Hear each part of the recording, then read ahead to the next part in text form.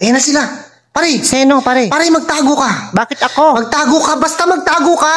O, ito na. Magtago ka pa. Ito lang, natataranta ako. Yan. Bakit ba kasi? Papakita. Ito na nga eh. Ayoko masaktan ka. Ayoko mabugbog ka. Ano mabugbog? Sobrang yung care ko sa'yo. Ay, salamat ha. Di ba magkaibigan tayo? Oo naman, kahit kupal ka. Ganyan kita pinoprotektahan. Magtago ka. Ako, okay lang ako dito. Salamat, pare. Huwag na wag ka lalabas dyan. Okay, pare. Pero ano ba talaga nangyayari? Naguguluhan ako eh. Meron kasi akong pinagkakautangan ng kalahating milyon. Okay. Teka lang, bakit ako yung nagtatago? Ikaw may utang Teka lang, magpapaliwanag ako, tumahimik ka muna. Paano natahimik? Ang gulo mo, natataranta ako.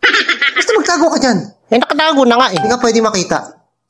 May pinagkakautangan ako kalahating milyon, sabi ko, naiabot ko na sa iyo. Sa akin? Noong nakaraang taon pa. Ba't sa akin? Noong nakaraang taon pa yun naniningil eh.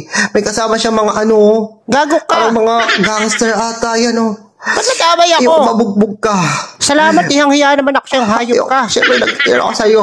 Nagtitira ko yung mabubugbog. Anong kaibigan? Pinahamak mo. Pero dadalhin agad kita sa ospital. Malapit na ospital kapag may nangyari sa'yo. Mama, si Punet! Ano yan? Anong kaguluhan yan? Di, wala po. Nagtatago-taguan lang po kami.